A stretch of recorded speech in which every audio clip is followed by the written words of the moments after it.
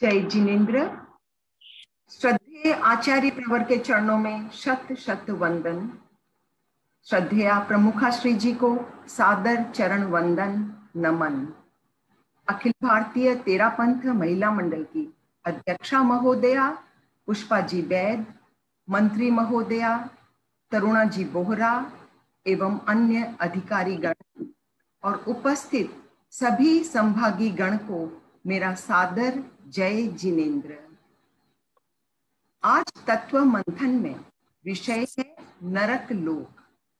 यह नरक लोक लोक के अधोभाग में है। प्रश्न है, हम इसके बारे में क्यों जानें?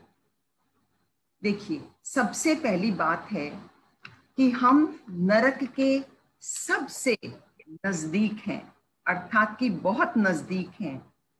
और यदि मैं कह दूं कि हम उसकी छत पर ही बैठे हैं तो भी कोई अतिशयोक्ति नहीं होगी। एक्चुअल में पूरे लोक में पृथ्वियां 8 ही हैं। 7 नरक की पृथ्वियां और 8वीं सिद्धशीला ईशत प्राग भारा। और हम रत्न प्रभा की छत पर हैं और कुछ कार्य भी हम इसी प्रकार के करते हैं, आरंभ सारंभ परिग्रह आदि के। तो आना बहुत स्वाभाविक है। आज आइए हम इसी नरक लोक के बारे में पीपीटी के थ्रू सारी डिटेल्स जानें।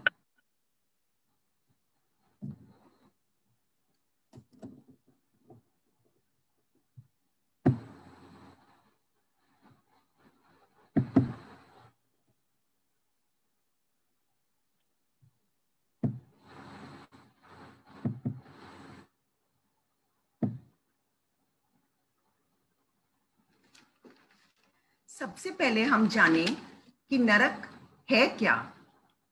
नरक एक ऐसा स्थान है जिसमें पापी ले जाए जाते हैं। क्यों? क्योंकि उनके पापों के कारण। वहां प्राणी बिल्कुल आनंद का अनुभव नहीं करते हैं, वे नरक होते हैं। वहां प्राणियों को शिक्षा दी जाती है। कैसी शिक्षा? जैसी हम यहां पाते हैं वह नहीं। इतनी प्रताड़ना और कष्ट दिए जाते हैं कि लोगों के मन में आता है कि अब मैं कभी ऐसे बुरे कार्य नहीं करूंगा, क्योंकि कुछ ऐसे कार्य किए होंगे कि हमें ऐसा कुछ भुगतना पड़ रहा है। वह नरक है। वहां मनुष्यों को काटा आदि जाता है। इसका एक बहुत नेचुरल कारण है कि हम भी तो अपने जीवन में, चाहे वो वनस्पति ही हो, बहुत काट छांट करते हैं। पृथ्वी काय, अप काय, वायु काय, इन सब का हम कितना हनन करते हैं। यदि हम इनका हनन करते हैं तो फिर हमें भी तो वापस भोगना ही पड़ेगा। एक बूंद में असंख्य जीव हैं, एक बूंद जल में। तो फिर बताइए, पाप का कोई किनारा ही नहीं है। और स्पेशली जो अंधकारमय स्थान है, जहां न सूर्य है, न चंद्र है, न दिन है, न रात है, वह नरक है। नरक का यदि हम एक निरुक्त से सोचें, न प्लस अरक, अरक सूर्य को कहते हैं, जहां कोई प्रकाश न हो वह नरक है, अंधकारमय स्थान। एक बार आप कल्पना कीजिए, आप 1 घंटे के लिए किसी कोठड़ी में बंद होके देखिए, कैसी अनुभूति होती है हमें। इसलिए इस स्थान को हमें बहुत अच्छे से जानना चाहिए ताकि हम कोई इससे बचाव के सूत्र खोज सके। नरक 7 है, इनके नाम भी 7 हैं: धर्मा, वंशा, शैला, अंजना, रिष्टा, मग्घा और माघवती। नाम सदैव निरर्थक होते हैं, इनका कोई अर्थ नहीं है। लेकिन इन 7 नरकों के 7 गोत्र हैं। 7 गोत्रों के नाम सार्थक हैं। रत्न प्रभा एक ऐसा स्थान जहां रत्नों की बहुलता है, वहां रत्नों की आभा है। शर्करा प्रभा वहां तीखे तीखे पत्थर हैं और वैसा ही स्थान है वह। बालू का प्रभा में बालू की आभा है और कहते हैं ऐसी बालू होती है गरम जैसे कोई भड़भूंजे की बालू हो। पंख प्रभा जहां कीचड़ की बहुलता है, और कीचड़ कादा कैसा, हमारे स्थान जैसा नहीं। यह रक्त पीव आदि का कीचड़ होता है, अर्थात घिनौना कीचड़। धूम प्रभा, इसमें धुएं की आभा है, बहुलता है। हम जरा सी मिर्ची कहीं गर्म की जाती है तो हमें खांसी छूट उठती है, और वहां वैसा ही धुआं है जो बार बार कंठों में चुभता है। इसके पश्चात पंख तमह प्रभा। तमह प्रभा में अंधकार है, और सातवीं नरक है तमह तमह या महातमह प्रभा। वहां अति अंधकार है, हाथ को हाथ नहीं, पता ही नहीं चलता कि कहाँ एक हाथ है और कहाँ दूसरा हाथ है। तो ये 7 नरकों के 7 अनादि सिद्ध नाम हैं और 7 गोत्र हैं। आप हम अधिक गोत्रों के बारे में जानते हैं, नाम पॉपुलर कम हैं, लेकिन हमें ध्यान में रहे कि जिन्हें हम रात दिन प्रयोग में करते हैं वे गोत्र हैं, नाम नहीं।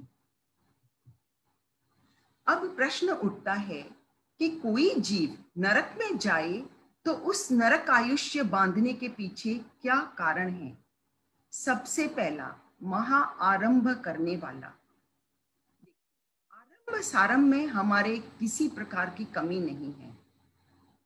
कम से कम हम आज भी यदि ये सुनकर समझकर कुछ जीवन में बदलाव करें तो बहुत अच्छा होगा।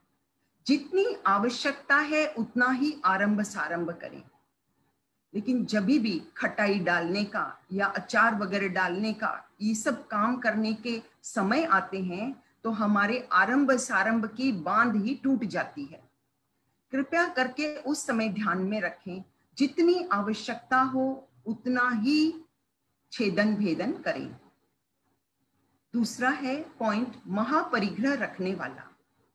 अब प्रश्न उठता है, आज हम आप सबके पास इतना परिग्रह है तो हम फेंक तो नहीं सकते, लेकिन हम उस परिग्रह में यदि आसक्ति न रखें, जो परिग्रह है पड़ा है वो आपको टच ना हो, आपको आपके सर पर चढ़ा हुआ ना हो कि मेरे पास इतना सब कुछ है, इतने गहने, इतनी जमीन, इतने मकान, इतने वस्त्र, यह सब ना हो। है पड़ा है, न उसको दिखाने का प्रयास रहे और न उसे उसका व्याख्यान करने का प्रयास रहे, तो वह परिग्रह होता हुआ भी हम उस परिग्रह से कुछ निर्लिप्त रहेंगे। तीसरा है पंचेंद्रिय वध। तो हम नॉनवेज नहीं खाते हैं, माना कि हमारे पंचेंद्रिय वध नहीं होता है। एकेंद्रिय वध में तो शायद कमी भी नहीं रहती है। पंचेंद्रिय वध में यदि असन्य तिर्यंच पंचेंद्रिय हमारे से हनन हो, उसका हमारे से उसकी हिंसा हो, तो हमें पता भी नहीं चलता है, क्योंकि वह असन्नी तिर्यंच पंचेंद्रिय बहुत सूक्ष्म होता है, हमारी आंखों का विषय भी नहीं बनता है। चौथा पॉइंट है मांसाहार। हम यूं डायरेक्ट तो मांसाहार नहीं करते हैं, लेकिन थोड़ा दवाइयों में, कॉस्मेटिक्स में ध्यान रखें कि जहां इन सब का प्रयोग हो उनसे हम बचे हुए रहें। पांचवा पॉइंट है महापाप करने वाला। महापाप एक जैनी होते हुए तो हम नहीं करते हैं, लेकिन भावों में महापाप हो जाए तो कोई बड़ी बात नहीं है। तो आज से हमें भावों से भी महापाप से बचने की बहुत आवश्यकता है। अब हम जाने नैरेयिक जीवों का शरीर संघनन, संस्थान आदि कैसे होते हैं। इनके शरीर हमारे औदारिक जैसे नहीं होते हैं, वे वैक्रिय शरीर होते हैं, जो यदि काट दिए जाएं परमाधार्मिक देवताओं आदि के द्वारा तो वो शीघ्र युक्त हो जाते हैं, अर्थात जुड़ जाते हैं। यदि वो पुनः 21 दिन लगाए जुड़ने के लिए, तो वो बार बार काटने की अवधि बहुत लंबी हो जाएगी। इसलिए वो जुड़ जाते हैं और पुनः हम काट दिए जाते हैं। दूसरा पॉइंट है, वे असंघननी होते हैं, उनके संघनन नहीं होता है। संघनन का एक अर्थ अस्थि संचय भी है, अर्थात कि उनके अस्थियां नहीं होती जैसे कि हमारे शरीर में होती है, और वह अनिष्ट पुद्गलों का परिणमन होता है। संस्थान अर्थात आकार उनका हुंडक आकार है। हुंडक अर्थात अजीबो गरीब आकार है, जिसे देख के या उनका हम फोटोग्राफ भी देखें तो हमें वो अच्छे नहीं लगेंगे। उनका भवधारणीय शरीर अर्थात कि जो जन्म से प्राप्त है वह भी हुंडक होता है, और यदि वे उत्तर वैक्रिय करें तो भी उनका हुंडक संस्थान ही होता है। संघात, संघात अर्थात समूह।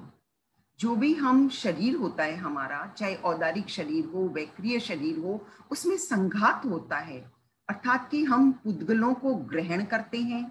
औदारिक वर्गणा के पुद्गलों को हम ग्रहण करते हैं और वैक्रिय वर्गणा के पुद्गलों को नारक जीव ग्रहण करते हैं।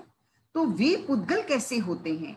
अनिष्ट, अकांत, अप्रिय, अशुभ होते हैं, और फिर वो जब इकट्ठे कर दिए जाते हैं उससे उनका शरीर निर्माण होता है। इनका जन्म अजीबो गरीब होता है। ये किसी गर्भ में नहीं होते, अपितु ऐसी कुंभियों में होते हैं जिनका मुंह बहुत छोटा होता है और अंदर से वे कुंभियां कांटेदार होती हैं, जिसमें उस नारक जीव को बहुत प्रताड़ना होती है। और जब उन्हें बाहर निकालते हैं तो किसी चिमटे से खींचकर जब उन्हें निकालते हैं, कभी उनका हाथ बाहर आ जाता है, कभी पांव बाहर आ जाता है, और ये बहुत पेनफुल है उनका जन्म। हालांकि वैक्रिय शरीर है तो बाहर आते ही वे जुड़ तो जाते हैं, लेकिन उन्हें निकालना बहुत कष्टप्रद होता है। शव, औदारिक शरीर का शव तो हमारे सामने टिका हुआ रहता है, उसे हम जलाते हैं या गाड़ते हैं, कुछ भी करते हैं, लेकिन उनका शव कपूर की तरह उड़ जाता है। मरणोपरांत शव स्थित नहीं रहता क्योंकि उनका वैक्रिय शरीर है। एक ध्यान रखिए, कोई भी नरक का जीव है तो उसका पूर्व जन्म संघनन वाला होगा, निश्चित। यदि कोई जीव संघनन वाला न हो तो न वह नरक में उत्पन्न हो सकता है और न देवता में उत्पन्न हो सकता है। इसीलिए कहते हैं नरक मरकर नरक में उत्पन्न नहीं होता, नरक मरकर देवता में उत्पन्न नहीं होते। वे तिर्यंच या मनुष्य में जाते हैं, और जब आते भी हैं नरक में तो तिर्यंच और मनुष्य से ही आते हैं। नैरिक जीवों का श्वासोच्छ्वास निरंतर होता है क्योंकि वे बहुत दुखी होते हैं। दुखी जीव लंबे और शांतिपूर्ण श्वासोच्छ्वास नहीं ले सकते। उनका आहार कवल आहार होता है, नहीं होता, केवल रोम आहार होता है।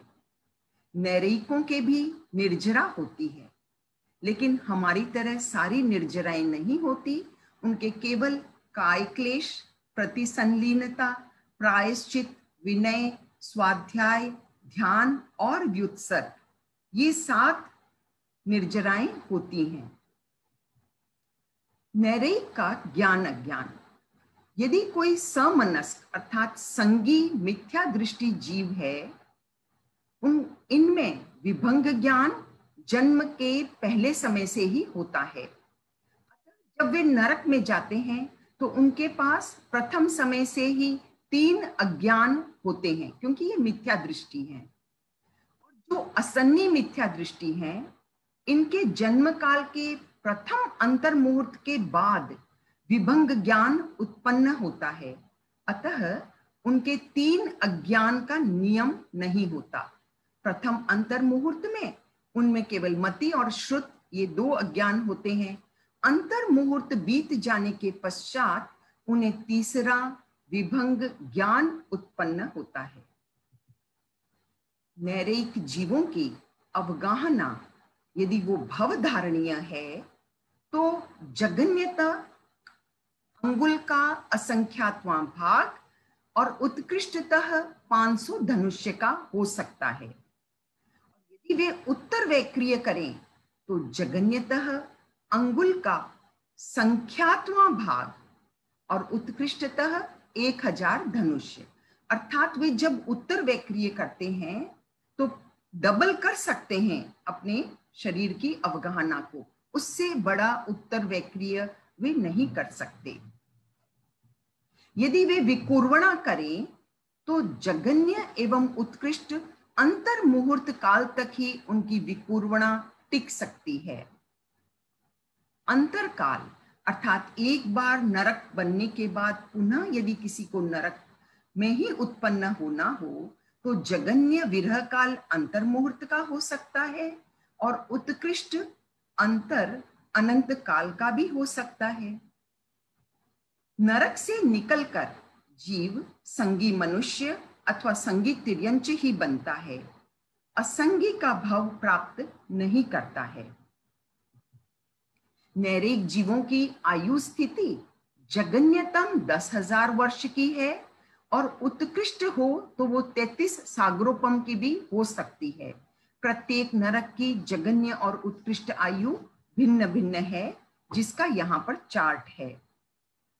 10,000 वर्ष 1 सागरोपम, दूसरी का 1 सागरोपम 3 सागरोपम। यहाँ आप देखेंगे कि पहली नरक की जो उत्कृष्ट आयु है दूसरी की वह जगन्य हो जाती है, दूसरी की जगन्य, दूसरी की उत्कृष्ट, जगन्य की तीसरी। इस प्रकार यह आंकड़ा चलता है। नरक में लेश्या आदि में नानात्व पाया जाता है। अर्थात पहली नरक में केवल कापोत लेश्या, दूसरी नरक में भी कापोत लेश्या, लेकिन तीसरी नरक में कापोत लेश्या के जीव और नील लेश्या के जीव भी पाए जाते हैं, जबकि चौथी नरक में केवल नील लेश्या, पांचवी में नील लेश्या वाले भी हैं और कृष्ण लेश्या वाले भी हैं, छठी में केवल कृष्ण लेश्या और सातवीं में महाकृष्ण लेश्या अर्थात अति कृष्ण। अब जो जीव आने वाले हैं नरक में वे कैसे होते हैं? पहली नरक में असन्नी जीव आते हैं, अर्थात कि असन्नी जीव पहली नरक के पश्चात अन्य 6 नरकों में नहीं जाते। भुज परिसर्प पहले और दूसरे तक आ सकते हैं, उसके आगे नहीं। खेचर अर्थात नभचर वे जीव तीसरी नरक तक जाते हैं, उससे आगे नहीं। स्थलचर चौथी नरक तक जाते हैं। आज एक शेर जो स्थलचर है वह कितना भी पाप करे लेकिन वो चौथी नरक से आगे नहीं जाएगा। उर परिसर्प 5वीं नरक तक, स्त्रियां केवल छठी नरक तक जाती हैं और जलचर और मनुष्य 7वीं नरक तक जा सकते हैं। नरक में आने वालों के संघनन का भी एक नियम है। जैसे पहली दूसरी नरक तक 6 संघनन वाले जाते हैं और 1 से तीसरी नरक तक सेवार्थ छोड़कर 5 संघनन वाले जीव जाते हैं। सेवार्थ और किलिका को छोड़कर 4 संघनन वाले जीव चौथी नरक तक, सेवार्थ किलिका अर्धनाराज को छोड़कर 3 संघनन वाले 1 से 5 नरक तक, सेवार्थ किलिका अर्धनाराज और नाराज छोड़कर 2 संघनन वाले पहले से छठी नरक तक जाते हैं और पहले से 7वीं नरक तक। स्पेशली 7वीं नरक की ये बात है कि केवल वज्र ऋषभ नाराज संघनन वाले जीव ही 7वीं नरक में जा पाते हैं। अभी 5वां आ रहा है, यहाँ वज्र ऋषभ नाराज संघनन पाया नहीं जाता, इसलिए यह भी क्लियर है कि हम अभी यहां से मरकर 7वीं नरक में नहीं जाते।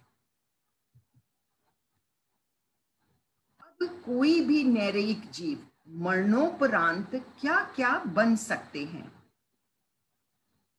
पहली नरक का जीव मरने के पश्चात नरक से मरकर चक्रवर्ती बन सकता है। पहली दूसरी तक के जीव बलदेव वासुदेव बन सकते हैं और 3 नरकों तक के जीव तीर्थंकर बन सकते हैं। चौथी नरक तक के जीव मरणोपरांत केवली बन सकते हैं 5वीं नरक तक के जीव साधु बन सकते हैं और 6ठी नरक तक के जीव श्रावक बन सकते हैं और 7वीं नरक तक के जीव तिर्यंच बन सकते हैं। एंड स्पेशली 7वीं नरक के जीव केवल तिर्यंच ही बनते हैं, सन्नी तिर्यंच। तिर्यंच बनने के पश्चात उनमें सम्यक्त्व आ सकता है। आइए अब हम इस अधोलोक के मैप को देखें।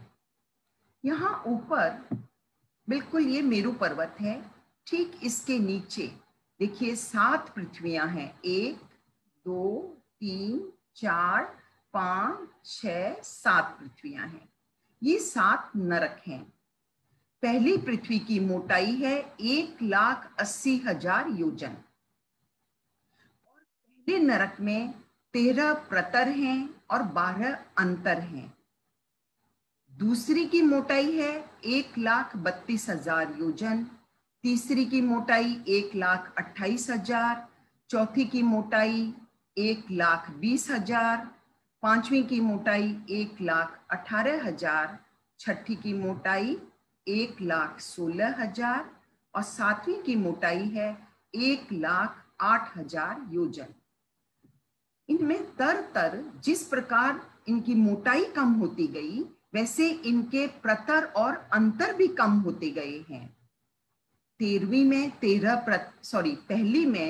13 प्रतर और 12 अंतर हैं। दूसरी पृथ्वी में 11 प्रतर 10 अंतर हैं। अब मैं आपको पहले प्रतर और अंतर समझा देती हूं। प्रतर एक तरह से पांतरे, यदि आपने शब्द सुना हो, इसे प्रस्तर भी कहते हैं, पत्थर भी कहते हैं, पांथड़ा भी कहते हैं। नारकी के जीव इन प्रतरों में रहते हैं, अंतर में नहीं रहते। इन प्रतरों में 1,000 योजन की मोटी छत होती है और 1,000 योजन इनका आंगन होता है मोटा, और मध्य में 1,000 योजन में नरकावास होते हैं। तो 13 प्रतर हैं, अर्थात कि यहाँ 13 नरकावास होंगे। उसमें अनेक नरकावास हो सकते हैं 13 प्रतरों में। आगे के पिक्चर्स में शायद मैं अधिक क्लियर कर पाऊंगी, बस आप इतना जान लें। सेकंड में 11 प्रतर हैं और 10 अंतर हैं। पहले नरक में जो 13 प्रतर हैं और 12 अंतर हैं, इसमें पहला और अंतिम अंतर शून्य पिंड है। तो मध्य के जो 10 अंतर बचे उनमें भवनपति देव रहते हैं। यहां दूसरी के बाद 7वीं नरक तक अंतरों में कोई नहीं रहता है, प्रतरों में नरक के जीव रहते हैं। तो दूसरी के 10 अंतर खाली हैं, तीसरी के 8 अंतर खाली हैं, 9 प्रतर हैं, चौथी में 7 प्रतर हैं, 6 अंतर हैं जो खाली हैं, पांचवी में 5 प्रतर हैं, 4 अंतर हैं। एक्चुअली प्रतर के बीच के भाग को अंतर कहते हैं, तो नेचुरली प्रतर से अंतर 1 कम होगा। छठी नरक में 3 प्रतर है, 2 अंतर हैं, 2 अंतरों में नरकावास होते हैं और 7वीं नरक में 1 प्रतर है। हम आगे के मैप में और इसकी डिटेल्स के बारे में जानेंगे। नरकावास, पहली जो नरक है इसमें 30 लाख नरकावास हैं, दूसरी में 25 लाख नरकावास, तीसरी में 15 लाख नरकावास, चौथी में 10 लाख नरकावास, पांचवी में 3 लाख नरकावास, छठी में 1 लाख नरकावास -5 अर्थात 99,995 और 5 नरकावास 7वीं नरक में है। टोटल 84 लाख नरकावास होंगे। आप इनकी जोड़ लगाएंगे तो पूरा 84 लाख आएगा। ये नरकावास हैं 7 पृथ्वियों के। अब हम देखें कि प्रथम नरक के जो 13 प्रतर हैं और 12 अंतर हैं। सबसे पहले ये मेरु पर्वत के नीचे फिर ये जो ब्लू लाइन है ये शून्य पिंड है 1000 योजन का। इसके बाद जो आप ब्राउन लाइन देख रहे हैं, यह पहला प्रतर है, यहां लिखा है पहला प्रतर। इसके बाद पहला अंतर है, यह अंतर खाली है, इसमें असुर कुमार नहीं रहते हैं।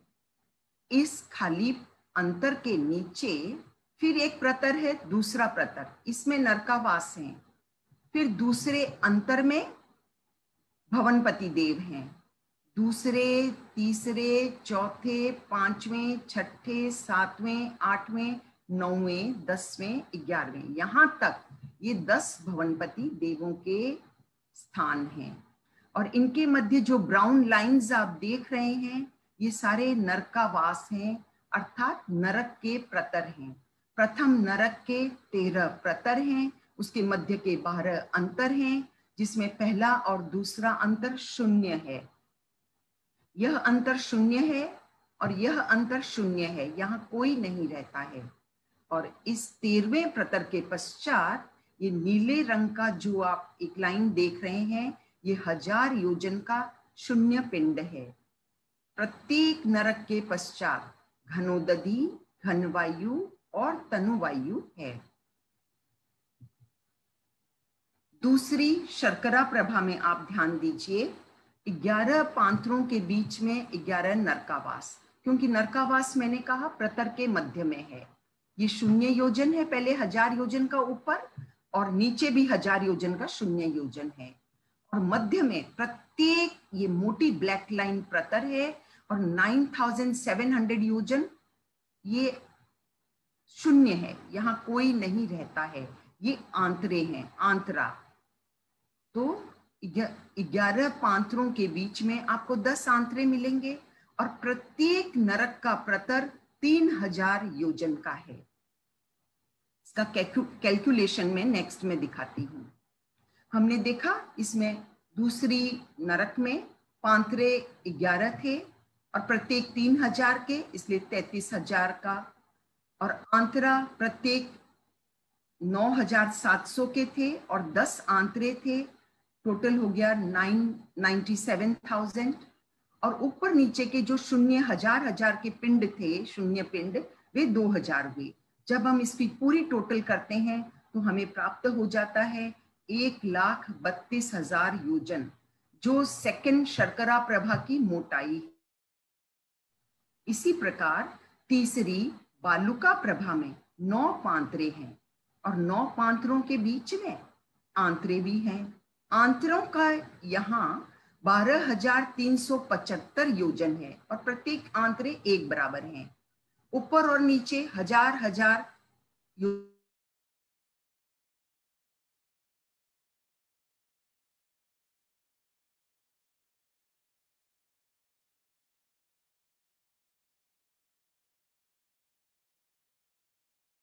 योजन में 1000 योजन की छत है, 1000 योजन का आंगन है, तो मध्य में रहने के लिए 1000 योजन ही प्राप्त होता है। 2000 शून्य पिंड, और जब हम इन सब की जोड़ लगाएंगे तो 1,28,000 योजन है। चौथी नरक, इसमें 7 पांत्रे हैं जिनके बीच में नरकावास है। ऊपर और नीचे 1000 योजन के शून्य पिंड हैं। मध्य में 16,166 2/3 योजन के आंतरे हैं। इसकी गणित हम नेक्स्ट स्लाइड में देखें। पांत्रे 7 इंटू 3000 21,000, आंतरे 6 16,166 योजन 2/3, टोटल हो जाएगा 97,000। ऊपर नीचे की मोटाई अर्थात कि जो 2 शून्य पिंड है 1000 योजन के, वे इन सब की जोड़ लगाएं तो 1,20,000 योजन।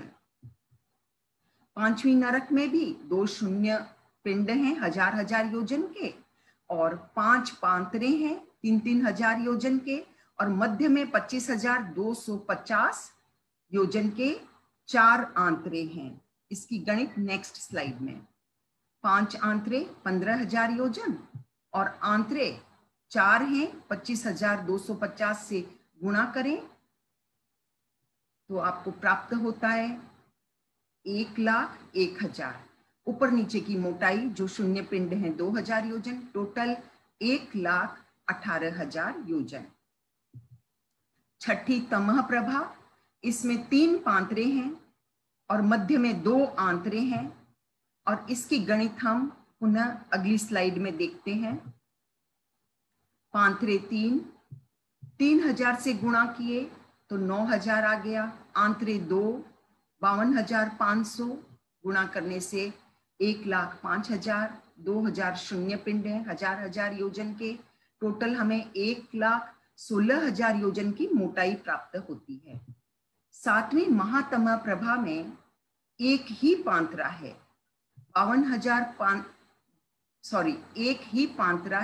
3000 योजन का, और शून्य स्थान है 52,500 योजन का ऊपर, 52,500 योजन का नीचे। इसकी गणित देखिए, पांतरा 1 3000, आंतरा हुआ ही नहीं इसमें, ऊपर नीचे की मोटाई हो गई 52,500 अर्थात 1,05,000 शून्य पिंड। ये सारी मोटाइयां आ गई 7 नरकों की। अब हम एक चार्ट में एक साथ जान लें कि पहली नरक में नरकावास 30 लाख हैं, प्रतर इसमें 13 हैं, मोटाई 1,80,000 योजन है। दूसरी नरक में 25 लाख नरकावास, प्रतर 11 और मोटाई 1,32,000। तीसरी में 15 लाख नरकावास, प्रतर 9, मोटाई 1,28,000। चौथी में 10 लाख नरकावास, प्रतर 7, मोटाई 1,20,000। धूम प्रभा में 3 लाख नरकावास, प्रतर 5 हैं और मोटाई 1,18,000। तमह प्रभा में 1,00,-5 नरकावास हैं, प्रतर 3 है और मोटाई है 1,16,000 योजन। महातमह में 5 हैं, नरकावास केवल 5, प्रतर 1 और उसकी मोटाई है 1,08,000। टोटल 84 लाख नरकावास हैं और प्रतर टोटल 49 हैं। अब हम जानें कि नैरेयिकों की वेदना कैसी है। वेदना तो विपुल है, हमें मालूम है, लेकिन यह वेदना 3 प्रकार की होती है। या तो देवकृत अर्थात देवता, परमाधार्मिक देव जाके उन्हें बहुत प्रताड़ना देते हैं और उन देवताओं को बहुत आनंद आता है उन्हें कष्ट देने से। दूसरे प्रकार की क्षेत्र उदित वेदना अर्थात वहां अति गर्मी, अति शीत होने से नैरेयिक जीव बहुत तकलीफ महसूस करते हैं। और तीसरी वेदना होती है परस्पर उदित वेदना, वे आपस में एक दूसरे को मारने काटने लगते हैं। नरक में तो यहां तक वर्णित है कि वे कुंथु जैसे सूक्ष्म जीव बनकर एक दूसरे के शरीर को में छेद कर देते हैं। छेद भी कितने के छलनी जैसा उसका शरीर बना देते हैं, इतने छेद, जैसे हमारे चालनी में छेद होते हैं वैसे छेद कर देते हैं। और उनकी 10 प्रकार की वेदनाओं का उल्लेख हमें आगमों में प्राप्त होता है। अति शीत, अति उष्ण, क्षुधा अर्थात भूख उन्हें इतनी लगती है कि कवल आहार तो वे नहीं करते, लेकिन उन्हें कभी भूख की तृप्ति नहीं होती। अर्थात जैसे हम खाना खा लेते हैं, हमें लगता है हाँ हमारा पेट भर गया, उन्हें कभी ये फीलिंग आती ही नहीं है। और इतनी प्यास लगती है कि वो चाहे समुद्र जितना पानी भी उन्हें पिला दिया जाए तो भी उनकी प्यास मिटती नहीं है। ये भी स्वयं में एक वेदना है। खुजली बहुत आती है, सर्वत्र परतंत्रता है, भय रहता है सब समय, शोक है, ज्वर है और व्याधियां हैं। आगे देखते हैं वहां का पर्यावरण कैसा है। कहते हैं इतनी ठंड है कि यदि उसे ले जाकर हिमालय पर सुलाएं तो वो आराम से सोएगा और भट्टी में भी उसे ताप महसूस नहीं होगा। सोचिए नरक की गर्मी का कुछ आप अनुभव कीजिए।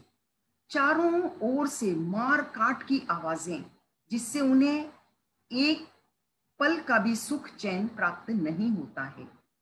5 करोड़ से अधिक रोग हैं वहां पर।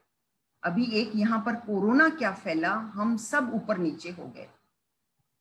अवधि ज्ञान उन्हें जन्म से प्राप्त होता है, लेकिन यह उनके लिए वरदान नहीं है, यह अभिशाप बन जाता है, क्योंकि उन्हें पहले से पता चल जाता है कि मुझे ये मारने आ रहा है, ये काटने आ रहा है और मुझे ये तकलीफें अब प्राप्त होंगी।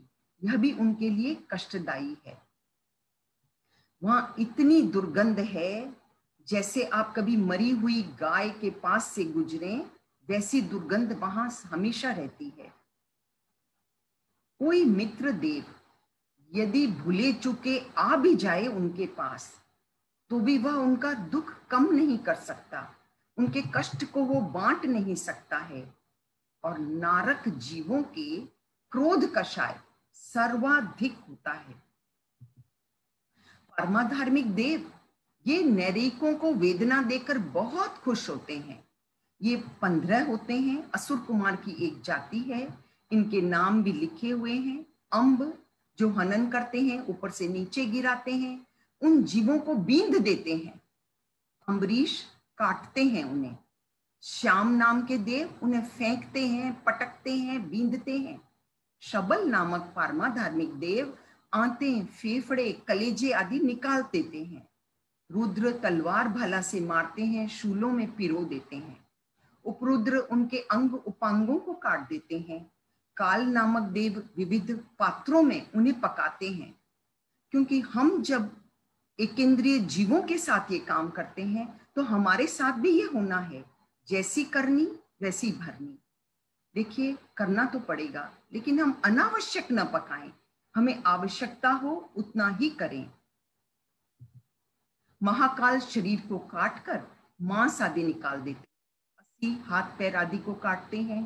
धनु, कर्ण, ओष्ठ, दांत आदि को काटते हैं। कुंभिक उन्हें विविध कुंभियों में पकाते हैं। बालुक उन्हें तप्त करते हैं, उन्हें गरम गरम बालू में उन्हें भूंजते हैं। वैतरणी वे देव उन्हें पीप और लोही आदि की नदी में डाल देते हैं। खरस्वर, करवत, परशु आदि से काटते हैं। महाघोष भयभीत होकर दौड़ने वाले नैरेकों का अवरोध करते हैं। आज हम किसी चीज से डर कर भागते हैं और कोई हमारे रास्ते के आगे आके रोड़ा बने, तो वह भी एक बहुत बड़ा कष्ट होता है। पारमाधार्मिक देवताओं द्वारा प्रदत्त वेदना देखिए। भालों से पिरो के इसे त्रसित किया जा रहा है। इस जीव को इसे गरम गरम लोहे के रस को पिलाया जा रहा है। जंगली जानवरों से नुचवाया जा रहा है।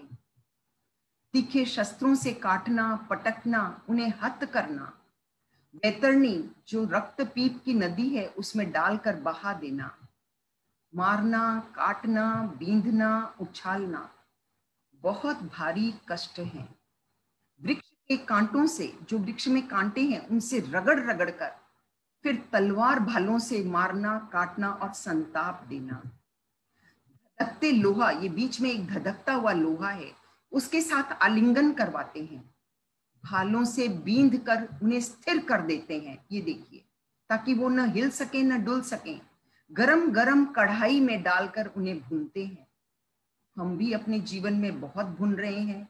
हम एक इंद्रियों को भून रहे हैं, पाप तो लग ही रहा है। पुनः हमें भी उन सब स्वकृत पापों का फल मिलने वाला है। तलवार भाला से मारना, प्रताड़ित करना, कान आदि काट कर, ये कान वगैरह, नाक, होंठ, ये सब काट काट कर फिर उन जीवों को ये 500 योजन ऊपर उछालते हैं। फिर भालों में पिरो भी लेते हैं, तलवार में पिरो लेते हैं। मार मार कर, उछाल कर शूली में, भालों में पिरोना, कौवों से कटवाना, नुचवाना आदि कष्ट। ये जो परमाधार्मिक देव हैं, वे इन्हें इतना कष्ट दे रहे हैं, आपने अभी अभी देखा।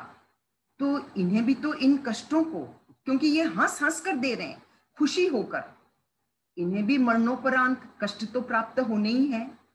ये भी नरक में उत्पन्न होंगे, लेकिन ये डायरेक्ट नरक में उत्पन्न नहीं हो सकते, क्योंकि ये देव हैं। ये पहले मुर्गे, तीतर, बटेर आदि बनते हैं, जिन्हें बहुत काटा जाता है, या लोग आपस में उन्हें लड़ा लड़ा करके उनके खेल देखते हैं ना। पुराने जमाने में ये खेल बहुत होते थे, अभी भी गांवों में होते हैं। या फिर अंडगोलिक मनुष्य बनते हैं ये परमाधार्मिक देव। और ये बन करके फिर ये नरक में उत्पन्न होते हैं।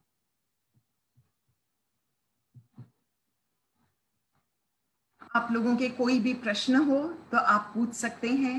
उससे पहले मैं महिला मंडल का बहुत बहुत धन्यवाद ज्ञापित करती हूँ कि आपने मुझे ये सुअवसर दिया कि मैं अपने विचारों को, अपनी जो भी मेरी भावनाएं थी नरक के बारे में आपके साथ शेयर कर सकी। धन्यवाद। जय जिनेंद्र। Thank you so much Manju ji Nahata. सवाल है हमारे पार्टिसिपेंट्स के, मैं एक एक करके उनको अनम्यूट कर रही हूँ। पहले मैंने अनम्यूट किया है हेमा जी बोथरा। आपका सवाल पूछिए प्लीज हेमा जी। जय जिनेंद्र मैम। मैम क्वेश्चन ये है कि जो नैरियों के पास अवधि ज्ञान है तो उनकी क्या सीमा होती है कि वो नरक तक की सीमित है, वो अवधि ज्ञान की क्या है? हाँ, उनके अवधि ज्ञान की सीमा होगी। वो ऐसा नहीं कि वो कहीं का भी जान लें या कितना भी जान लें, भिन्न भिन्न होता है। आधा कोस, 4 कोस, ऐसे इनका भिन्न भिन्न होता है। और एक क्वेश्चन और है मैम कि नरकावास में जो जितने नरकावास आपने काउंटिंग में बताए थे, तो वो एक एक में अंदाजा कितने नैरी होते हैं? नैरी कनक अनेक हो सकते हैं, वो तो वास हैं। जैसे एक फ्लैट में आप 2 भी रह सकते हैं, 10 भी रह सकते हैं ना। तो एक एक नरकावास में अनेक रह सकते हैं। ये नहीं है कि एक नरकावास में एक नैरी, ऐसा नहीं है। बहुत से रहते हैं, तभी वे आपस में एक दूसरे को प्रताड़ना भी देते हैं। थैंक यू मैम, आभार। हमारा अगला सवाल तेजपुर से सरिता जी हमारे साथ हैं। आई रिक्वेस्ट सरिता जी अपने सवाल के साथ आए। जय जिनेंद्र आंटी। जय जिनेंद्र। सबसे पहले तो आपको बहुत बहुत धन्यवाद, बहुत अच्छी जानकारी दी हमें नरक के विषय में। आज बहुत नई नई जानकारी हमें प्राप्त हुई है। मेरा क्वेश्चन था आंटी, अंडगोलिक मनुष्य क्या होते हैं? जो आपने बताया ना वो परमाधार्मिक देव आगे जाके उत्पन्न होंगे। हाँ, ये जो अंडगोलिक मनुष्य है ना, जहाँ गंगा सिंधु नदी, भरत क्षेत्र में गंगा सिंधु नदी है, जहाँ लवण सागर में गिरती है, वहां से करीबन 55 योजन दूर एक भयानक स्थल है। और वहां पर वज्र ऋषभ नाराज संघनन वाले बहुत पराक्रमी और भयानक मनुष्य होते हैं। वो मांस, मदिरा और स्त्रियों में लोलुप होते हैं। उन्हें बहुत अच्छा लगता है मांस, मदिरा आदि। 12.5 हाथ की कहते हैं उनकी अवगाहना होती है करीबन। बहुत कुरूप होते हैं, अप्रिय होते हैं और संख्यात वर्ष जीवी होते हैं वो मनुष्य। और उस स्थान से करीबन 31 योजन आप दूर जाएंगे तो समुद्र के मध्य में एक रत्न द्वीप नाम का द्वीप है। उस रत्न द्वीप के वासी उनके पास बड़े बड़े पत्थरों की चक्कियां होती हैं। वे में मदिरा, मांस भर के एकदम, और बड़े बड़े तुम्बों में भी मांस मदिरा भर के ये नाव में सब डाल करके और ले जाते हैं। जहां ये मनुष्य रहते हैं ना, भयंकर वाले, जो मैंने अभी बताया था, 12.5 हाथ की अवगाहना होती है, वज्र ऋषभ नाराज संगनन वाले होते हैं। उन मनुष्यों के पास जाकर, वो जलचर मनुष्य होते हैं, वहां वे इन चक्कियों को पानी में डाल देते हैं और ये मांस मदिरा के लोलुप होते हैं। तो ये उन चक्कियों के पास आते हैं, पहले तो तुम्बे डालते हैं, तुम्बों के पास आते हैं उस मांस मदिरा को खाने के लिए। 2-3 दिन तक वे तुम्बों के पास रहते हैं, फिर ये धीरे धीरे चक्कियों को डाल देते हैं। जब वे चक्कियों के पास आके खाने लगते हैं तो इनके पास एक सुभट यंत्र होता है। उस यंत्र को वो इस ढंग से करते हैं कि ये जब खाने लगते हैं, इनके ऊपर चक्की के ऊपर का पार्ट आके इन्हें दबा देता है। वो चक्की के मध्य में हो गए, अब ये उस चक्की को चलाना शुरू करते हैं। वे पिसीज रहे हैं उसके अंदर, लेकिन ये इतने शक्तिवान होते हैं ये मनुष्य, अंडगोलिक मनुष्य, कि 12 महीनों तक चलती हुई चक्की में भी इनकी एक भी हड्डी टूटती नहीं है। सब नाराज संघनन वाले होते हैं, और फिर जब 1 साल तक इन्हें पीस दिया जाता है फिर ये कमजोर हो जाते हैं। ये रत्न द्वीप के वासी मनुष्य आकर इन्हें चारों ओर से घेर लेते हैं, घेर कर इन्हें पकड़ लेते हैं, पकड़ के मार के इनके गुप्त अंगों में अंड गोलियां होती हैं, उन्हें निकाल लेते हैं। अंड गोलियों को निकालकर ये रत्न द्वीप वासी उन गोलियों को चमड़ी गाय माने यैक जो होती है उसके बाल में पिरोकर अपने कानों में पहन लेते हैं उन अंड गोलियों को। फिर ये रत्नवासी मनुष्य, द्वीप वाले मनुष्य समुद्र में गोता लगाते हैं। जो अंड गोलियां होती है ना उनके कान में पहनी हुई, उसके कारण समुद्री जो जीव होते हैं खतरनाक, वे उनके पास नहीं आते हैं उन गोलियों के कारण। और उन गोलियों में प्रकाश भी होता है जिससे उन्हें आराम रहता है, और वे उसे रत्नों को वो खोज सकते हैं, रत्नों को बटोरते हैं और वापस अपने द्वीप पर आ जाते हैं। तो अंडगोलिक मनुष्यों की कितनी दुर्गति होती है। इसीलिए ये परमा धार्मिक देव ये ऐसा भव बंधन करते हैं कि दूसरों को कष्ट देकर खुश होते हैं, फिर इन्हें भी इस प्रकार के कष्ट प्राप्त होते हैं। Thank you. हमारे साथ पूर्वाध्यक्ष, राष्ट्रीय पूर्वाध्यक्ष और तत्वज्ञान के निर्देशिका पुष्पा जी बेंगानी जुड़े हुए हैं। आई वुड रिक्वेस्ट पुष्पा जी बेंगानी से फॉर द क्वेश्चन प्लीज। जय जिनेंद्र। प्रणाम भाई, आपका सेशन बहुत अच्छा था और बहुत ज्ञानवर्धक होता है। तो भाई मेरा एक प्रश्न जो मेरे मन में बहुत बार आता है कि परमा धार्मिक जो देव हैं वो कौन से जीव बनते हैं, क्योंकि वो इतने क्रूर होते हैं, तो कौन से ऐसे जीव हैं जो देवगति में जाकर भी परमा धार्मिक देव बन जाते हैं? भाई ये असुर कुमार की एक जाति है। हाँ, और इन्हें क्या है ना, इन्हें इन सब में आनंद आता है। हम इन्हें क्या, मैं बताती हूँ, देव तो नेचुरली कहीं नरक से तो कोई जाएगा नहीं, देव बनेगा नहीं, देव से भी बनेगा। हाँ। मनुष्य या तिर्यंच ही बनेगा, ठीक है ना। ऐसे कौन से करनी करते हैं कि इनको ये वाली मतलब, देखिए सारे परमा धार्मिक भी एक जैसे हो जरूरी नहीं है, ठीक है। हाँ। सारे मनुष्य भी एक जैसे नहीं होते, बहुत से मनुष्य होते हैं उन्हें बैलों को लड़ा के उनको देखने में ही आनंद प्राप्त होता है, तो वो परमा धार्मिक से कम है क्या? मुर्गों को लड़ा के फिर उसका शो देखते हैं सभी कोई, ये तो आपने बहुत पढ़ा होगा और आजकल आज भी गांव में होता है।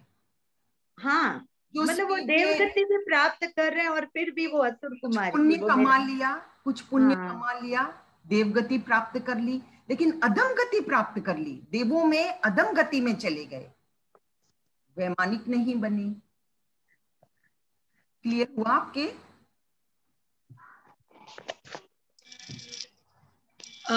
आई वुड रिक्वेस्ट मंजू आंटी आपका स्क्रीन शेयर बंद कीजिए ना, स्क्रीन पर आप नहीं दिख रहे। स्क्रीन शेयर चालू है।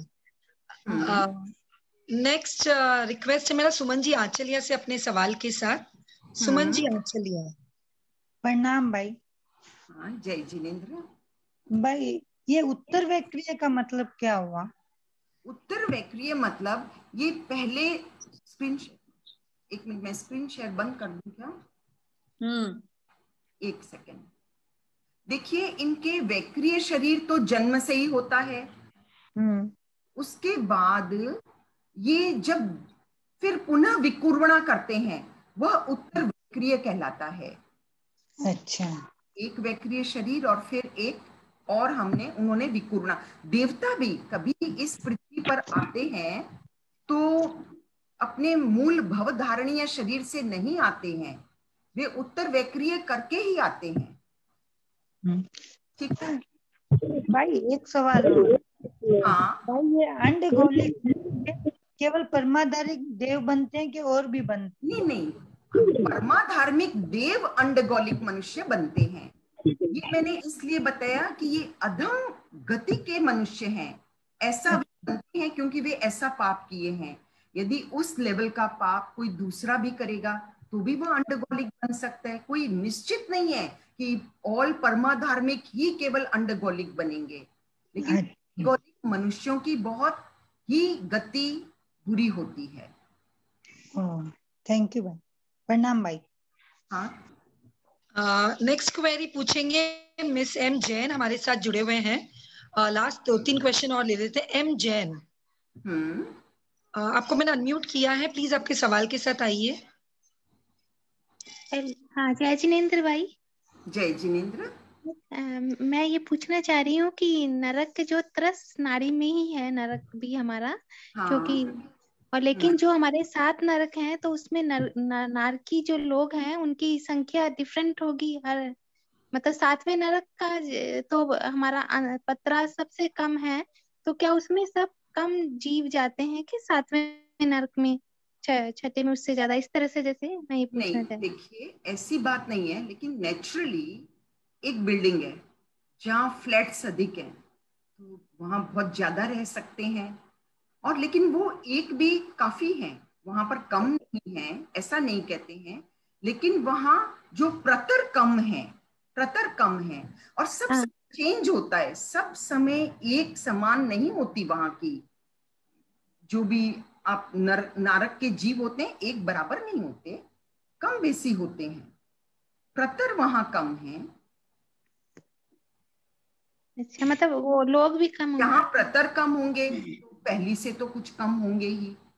हाँ, यही बात बस पूछना चाह रही थी। लेकिन हम नियमा नहीं कह सकते ऐसा कुछ कि वहां जाते हैं वहां अधिक जाते हैं, जो जैसा पाप करते हैं वैसा ही करते हैं। हाँ सर, ठीक है। हाँ, बस लेकिन वो हमारे को वहां पे परमादानिक देव, मतलब उन लोगों को दुख नहीं दे सकते हैं, लेकिन और दुख ज्यादा होते हैं। वो आपस में परस्पर उदित वेदना होती है ना, एक दूसरे में कुंथू बन के घुस जाते हैं, बहुत ज्यादा वेदना है 7वीं में। परमाधार्मिक नहीं है इसलिए वेदना कम नहीं है, वेदना सर्वत्र नरक बहुत है। ये तो एक तरह का वर्णन मिल गया।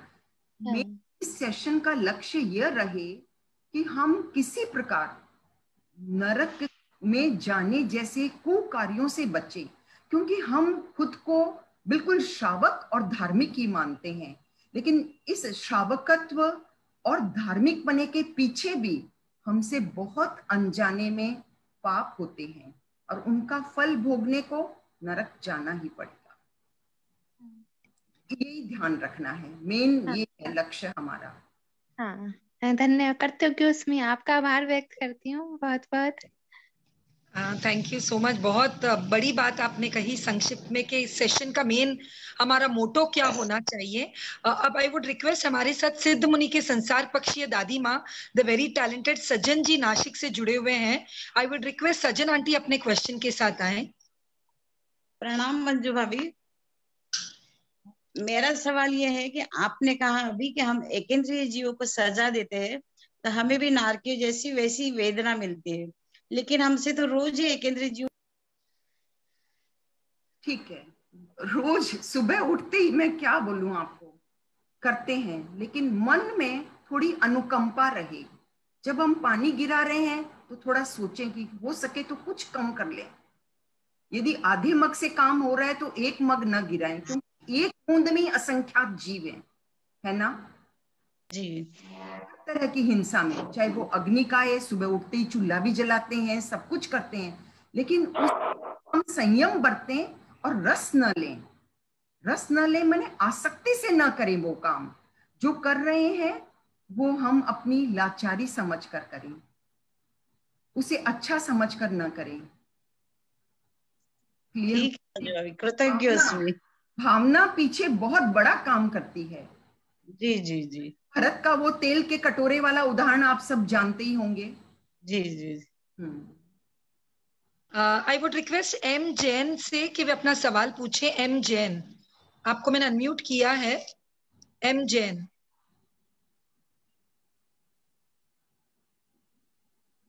ओके, रेखा जी जैन।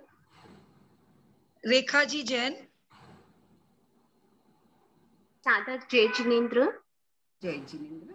रेखा संकलेचा हैदराबाद से मेरा प्रश्न है कि जैसे आपने बताया कि परमाधार्मिक देवता अंडगोलिक बनते हैं, लेकिन अवबोध में लिखा हुआ है कि परमात्मा देवता इन कर्मों से प्रेरित होकर सुअर, गधा आदि पशु योनियों में उत्पन्न होते हैं और विविधा दुख भोगते हैं। तो क्या ये पहले सुअर, गधे और बनने के बाद अंडकोलिक जीव बनते हैं या पहले वो सब होता है? These are all options. सुअर हो, गधा हो, मुर्गे हो, तीतर हो, बटेर हो, भेड़े हो, जो कुछ भी हो, या अंडगोलिक हो, ये सारे ऑप्शंस खुले हैं। Anyone, he can become anyone. सारे तो नहीं बन सकते एक बार में। सुअर भी बने और उसे काटा जाए उसी प्रकार, तो भेड़ बना, मुर्गा बना और उसे काटा जाए, बात तो मोर और लेस एक ही है। समझिए ना, नियम नहीं बांधा है, लेकिन ये ऐसे बनते हैं। यदि वे मनुष्य बनते हैं तो अंडगोलिक जैसे भी बन जाते हैं, जिन्हें जानवरों से अधिक प्रताड़ना मिलती है अंडगोलिकों को। इतनी बड़ी बड़ी फैक्ट्री में 12 महीने तक पीसी, छोटी बात नहीं जी। कहने का मतलब है कि वो कुछ भी बन सकते हैं। हाँ, बन सकते हैं। जहाँ अधिक प्रताड़ना और अधिक वेदना भोगनी पड़े। हाँ, राइट। हाँ, जय जिनेंद्र। आभार। अगला सवाल मीना जी कर्नावट आप पूछ सकते हैं। मीना जी कर्नावट। जय जिनेंद्र जी, मेरा क्वेश्चन है कि आपने बोला था कि असंगी जीव यदि मरकर पहली नरक में जाएगा तो उसको अंतर मुहूर्त के बाद अवधि ज्ञान विभंग ज्ञान होगा। तो कोई संगी जीव है, वो भी अगर वो मिथ्यात्वी हो और वो अगर नरक में गया तो उसको जाते ही वहां हो जाएगा अवधि ज्ञान विभंग ज्ञान, क्या कुछ समय बाद? क्लियर किया ना, यदि वो समनस्क है, मिथ्या भले ही हो, समनस्क है, तो उस 3 ज्ञान हो सकते, 3 अज्ञान हो सकते हैं। मति, शुद्ध और विभंग ज्ञान हो सकते हैं। अथवा अमनस्क है तो अंतर्मुहूर्त के बाद, not a big thing but minute है, इसलिए मैंने आपका उस तरफ ध्यान आकर्षित किया। तो इसमें सिर्फ मन पर्याप्ति की अपेक्षा से होगा ये? हाँ, मन पर्याप्ति जो है ना वो उसके पहले से थी, इस अपेक्षा से इसमें मानेंगे। एक्चुअली समनस्क अमनस्क कहा है तो सन्नी असन्नी का ही भेद है वह। अच्छा, में भी ये आता है। ओके, वेरी क्विकली मैं चाहूंगी हमारे साथ जैन स्कॉलर पाठ्यक्रम से जुड़ी निर्मला जी नौलखा हैं, वे अपने सवाल के साथ आए। मुंबई से निर्मला जी नौलखा। जय जिनेंद्र मंजू भाई। जय जिनेंद्र। बहुत अच्छा लगा और मेरे प्रश्न का समाधान हो गया, क्योंकि अंडगोलिक मनुष्य का पहली बार नाम सुना है। कोई बात नहीं, तो समझ में आया कि आया तो मन में भय आया ना? हाँ जरूर, वो आना आवश्यक है। बहुत बहुत आभार आपका, कृतज्ञोस्मि। आई वुड रिक्वेस्ट मीता जी सेठिया जो मुंबई से जुड़े हैं, वे अपना सवाल लेकर आए। मीता जी सेठिया। प्रणाम भाई। इसका प्रायश्चित क्या होना चाहिए? जैसे प्रायश्चित होना चाहिए, कैसे कर्म से बोलेंगे आप? थोड़ी जोर से बोलिए। इसका प्रायश्चित क्या होना चाहिए भाई? किसका प्रायश्चित? तो ऐसे नरक में जो हम अग्नि का है और वनस्पति का है, जो वो जब आप कर रहे हैं ना, उस समय आपके मन में आना चाहिए कि मैं कुछ दुष्कृत कर रही हूँ। हम उस समय हमारे मन में नहीं आता है we happily do all these things. ये अलर्टनेस आवश्यक है। पाप कर रहे हैं उसे पाप समझकर करें, करना हमारी मजबूरी है, ये तो नहीं रह सकते हैं, लेकिन जानबूझ के अननेसेसरी जहां तक वो कम करें। वेरी हैप्पी टू सी हमारे साथ विकास जी गर्ग, जैन स्कॉलर, और जो अभी पढ़ाने में भी पूरी तरीके से कार्यलीन है। विकास जी गर्ग अपने सवाल के साथ आए। विकास जी गर्ग। जय जिनेंद्र जी, प्रणाम करता हूँ। जय जिनेंद्र। अभी आप विभंग ज्ञान बोल रहे हैं, कई बार खोपड़ों में विभंग अज्ञान लिखा मिलता है, तो इसके बारे में आप कुछ बताएंगे? हाँ, देखिए, विभंग मतलब जो मिथ्या है, जो विरुद्ध है, और उधर हम अज्ञान कह देते हैं, तो ये 2 नेगेटिव्स हो जाते हैं। इधर तो विरुद्ध हो गया, इधर वो अज्ञान हो गया, समझे। 2 नेगेटिव मिलके पॉजिटिव आंसर आ जाता है, प्लस हो जाता है ना, 2 minus is equal two plus, आप ये समझते हैं। तो विरुद्ध ज्ञान, उल्टा ज्ञान, आप समझ गए, हम उसे उल्टा ज्ञान कहेंगे। फिर उल्टा कह दें और अज्ञान कह देंगे तो वो ज्ञान हो जाएगा ना। क्लियर हुई मेरी बात? विभंग का अर्थ क्या हुआ? विरुद्ध, वितथ, है ना, उल्टा। तो उल्टा ज्ञान, गलत ज्ञान तो सही शब्द है ना, गलत ज्ञान। गलत अज्ञान होगा तो वो ज्ञान हो जाएगा, माने हम गलत को अ कह दिए ना, इसलिए ये फर्क हुआ जी। दो नेगेशन एफर्मेशन हो जाते हैं जी। सही हूं मैं? जी जी, कृतज्ञोस्मि। ठीक है। नरगिस जी, आप क्विकली अपने सवाल के साथ आ जाइए। नरगिस जी माठिया जी, जय जिनेंद्र आंटी जी, मुझे ये जानना था कि हमें ये कहा जाता है कि आप कोई भी काम करते हैं तो आपके भाव शुद्ध होने चाहिए।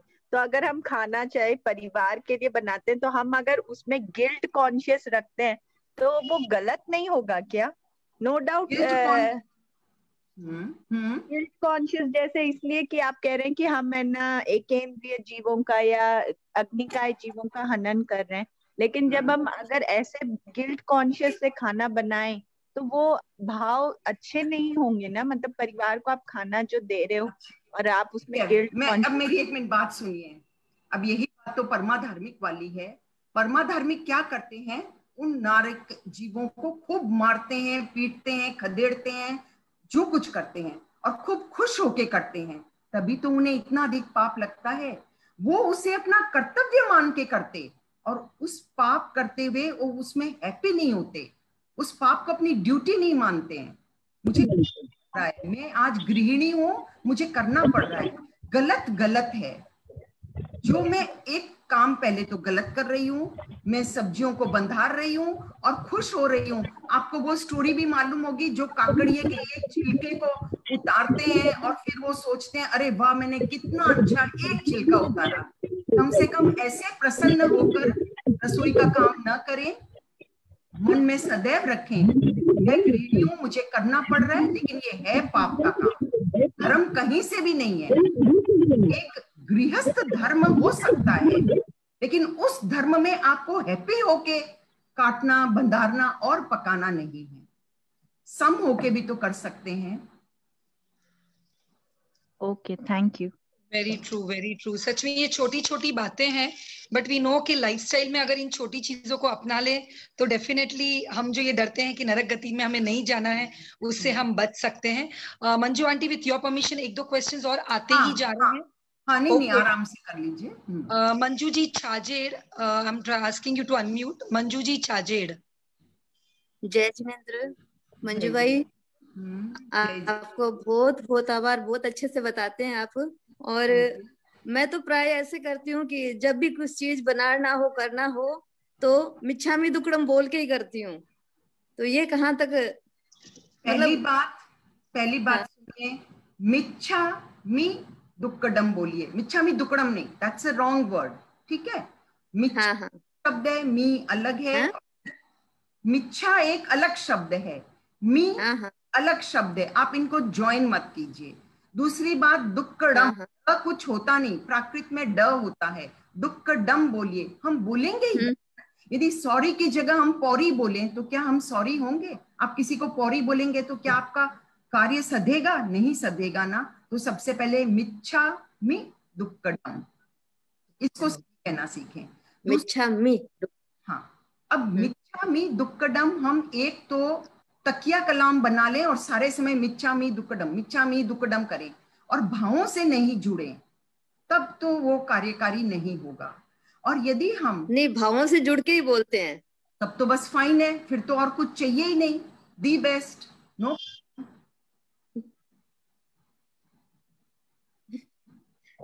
बहुत बहुत आभार। जय जी। प्रभा जी, आप आपके सवाल पूछ सकते हैं। Prabha ji, you can ask your question. आपने बताया था कि नारकी निर्जरा करते हैं, वो कैसे करते हैं? हाँ, देखिए, उनकी सारी निर्जराएं तो नहीं होती हैं, लेकिन जो सम्यक्त्वी जीव हैं वो कायोत्सर्ग कर सकते हैं, प्रति संलीनता अर्थात कहीं पर भी एकाग्रता, इंद्रियों की प्रति संलीनता या कुछ भी कर सकते हैं। वे अपने मन में ये भाव तो ला ही सकते हैं ना कि मैंने जो कुछ अभी आज मुझे जो कुछ प्राप्त हो रहा है, जो भी सजा या कष्ट, वो मेरे ही कृत कर्मों की है, न कि हम उन पर दोष लगाने लगे कि ये पारमा धार्मिक मुझे मार रहे हैं, ये बुरे हैं। अरे ये बुरे नहीं है, मेरे कर्म बुरे थे जिससे मुझे ये सब कुछ प्राप्त हुआ। आप समझ गए है ना? तो ये फर्क को आप हमेशा ध्यान रखेंगे। निर्जरा यदि आप वो अच्छे भावों में है तो उनकी निर्जरा होगी, क्यों नहीं होगी?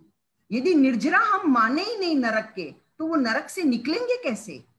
आखिर उन्हें भी तो नरक से निकलना है, ठीक है? वो त्याग तब तो नहीं कर सकते आपकी तरह, लेकिन वो 7 निर्जराएं कर सकते हैं जो मैंने आपको बताई थी। ध्यान कर सकते हैं, जब वो मारने आने लगे वो आंख बंद करके ध्यान में बैठ जाए, बोले अब भाई बस ठीक है, जो मारे मारे, मैंने ही किसी को मारा होगा तो मुझे आज मार पड़ रही है। और ये ऐसी भावना हम आज भी कर सकते हैं। आज हमें कोई कष्ट पड़े तो हम यही मान करके सोचें कि भाई मैंने, ये मेरा ही किया कराया है, इसलिए मुझे इतनी असात वेदनीय उत्पन्न हो रही है, ठीक है ना? तो यही भावना वो यदि नरक रखते हैं, क्योंकि नरक में सम्यक्त्व आता है, कायिक सम्यक्त्व भी नरक में होते हैं, तो उनके निर्जरा स्वाभाविक हो सकती है। आई वुड रिक्वेस्ट शोभा जी डागा अपने सवाल के साथ आए। शोभा जी डागा। जी मैम, हम जानते हैं कि एक इंद्री को कढ़ाई में पकाना पाप है, फिर भी अपन उसको जानबूझकर लोलुपतावश पकाते हैं, तो क्या अपने को पाप ज्यादा होता है? बस ये लोलुपतावश न पकाएं और अनासक्त होके पकाएं तो थोड़ा कम हो जाएगा, थोड़ा नहीं काफी कम हो जाएगा, है ना? अच्छा, वो हाँ, अपन मतलब उसका त्याग नहीं कर सकते हैं या उसके लिए पकाते हैं? ये त्याग नहीं होती है, भावनाओं का क्या त्याग? कब करते करते हमें आसक्ति आ जाती है, उसकी अच्छी सुगंध आए खाने की तो भी आसक्ति आ जाती है ना? नहीं, वो इंद्रिय जीवा इंद्रिय को बस में नहीं रख सकते हैं, इसलिए बनाते हैं ना, कि अपने को पता है कि इसमें पाप है, फिर भी अपने को खाने के लिए पकाते हैं। खाना तो पड़ेगा, क्योंकि शरीर नहीं चलेगा तो आप धर्म भी कैसे करेंगे? लेकिन खाना भी कैसे खाना और कितना खाना और कितना बनाना, ये सब रिलेटेड है। जी मैम।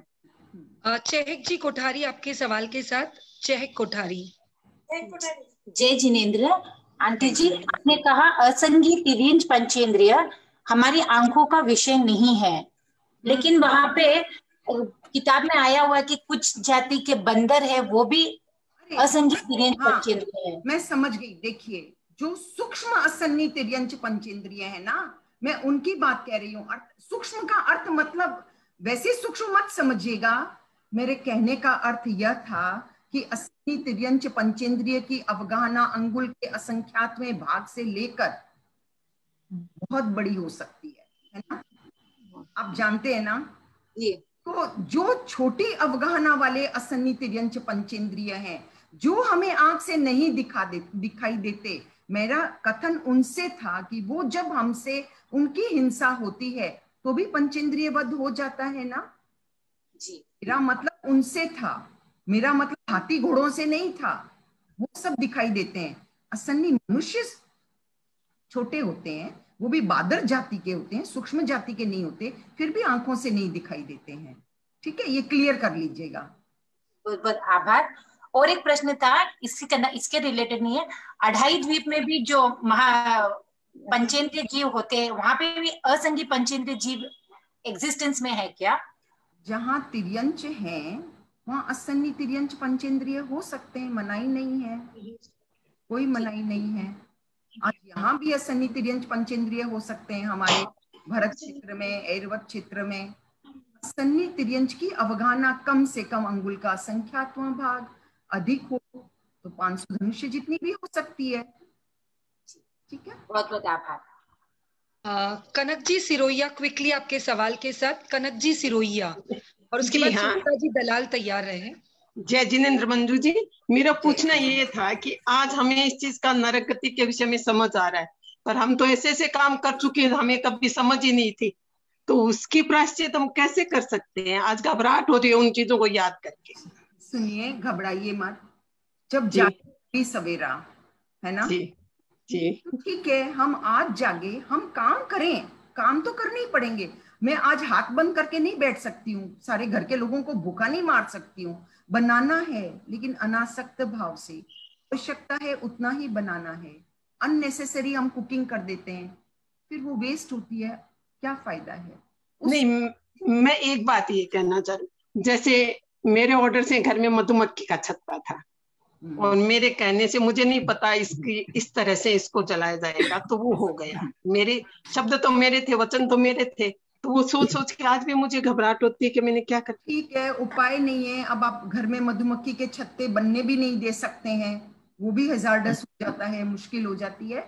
उसके लिए आप आलोचना ले लीजिए, कोई भी प्रमुख श्री जी के पास उसकी आलोचना ले लीजिए।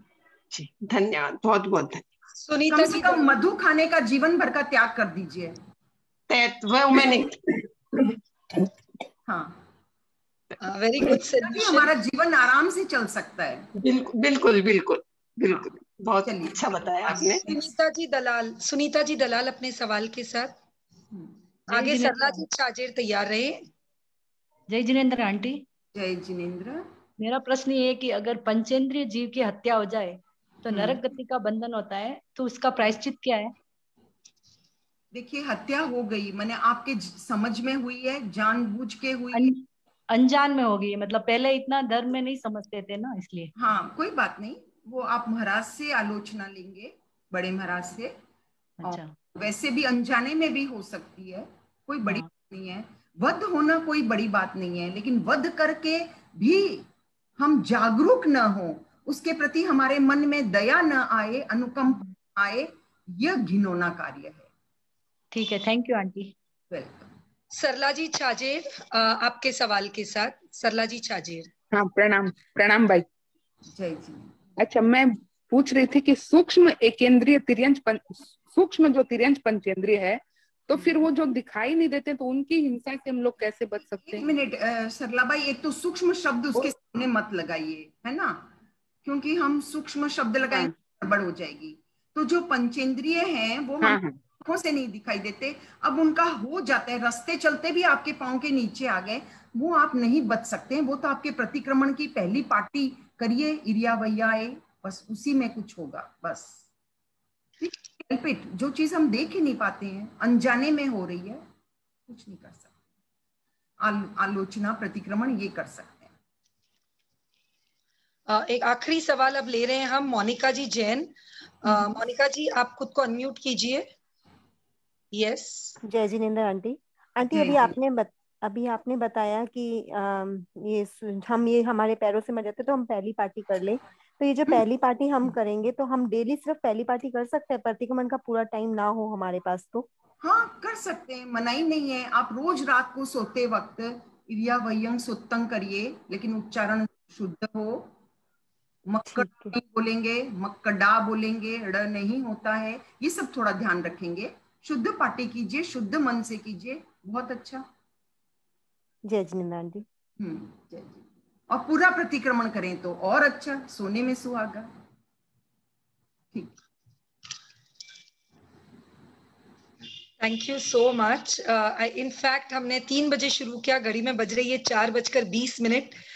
अखिल भारतीय तेरापंथ महिला मंडल हमारे आज के मुख्य वक्ता, और जो तत्व मंथन की एक सीरीज हर महीने हमारी चल रही है, जहां पर बहुत ही रुचि के साथ बहुत सारी बहनें और पुरुष वर्ग भाग ले रहे हैं, वहीं पर आज मुझे गर्व की अनुभूति हो रही है, सौभाग्य की अनुभूति हो रही है कि I am on the stage to thank a charismatic personality, a lady with immense knowledge, जिन्होंने एक पायनियरिंग कॉन्ट्रीब्यूशन दिया है जैन स्कॉलर कोर्स में, और जो इतने वाइब्रेंट हैं, इतने ज्ञान वाले हैं कि हम उनके एक एक शब्द को ध्यान से सुनते हैं। और साथ ही हमें पता था कि जब नरक लोक की टॉपिक थी, वी फेल्ट कि इसमें क्या क्या सुनने मिलेगा। हमेशा से इनफैक्ट हर ह्यूमन बीइंग की ये फीलिंग होती है कि भगवान कुछ भी हो जाए, लेकिन मुझे नरक गति प्राप्त नहीं हो। तो आज कितने सिंपल तरीके से पूरे पिक्चर फॉर्म में पीपीटी के साथ शाविका गौरव, डॉक्टर मंजू जी नाहटा जैन स्कॉलर ने हमें बताया कि किस तरीके से नरक गति कहाँ कैसे है, और हम कितने सिंपल तरीके से, यानी सिर्फ आलोया ना कर लो या फिर कभी खुशी का इजहार मत करो कि हम ये कर रहे हैं उसमें खुशी हो रही है, तो हम ये छोटी छोटी गलतियों से जो कर्म हम बांधते हैं जिससे नरक गति हमें मिल सकती है, उससे हमारा बचाव हो सकता है।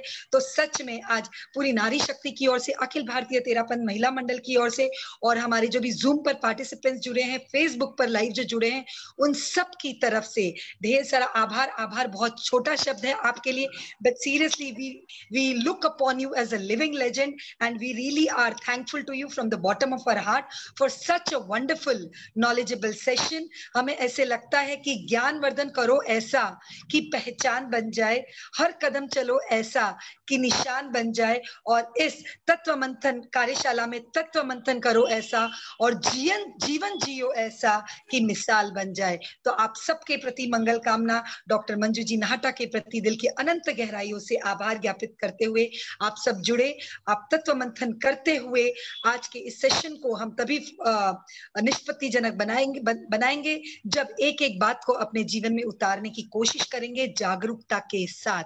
तो पुनश्च thank you so much doctor Manju ji Nahata. ओम अरहम। आभार।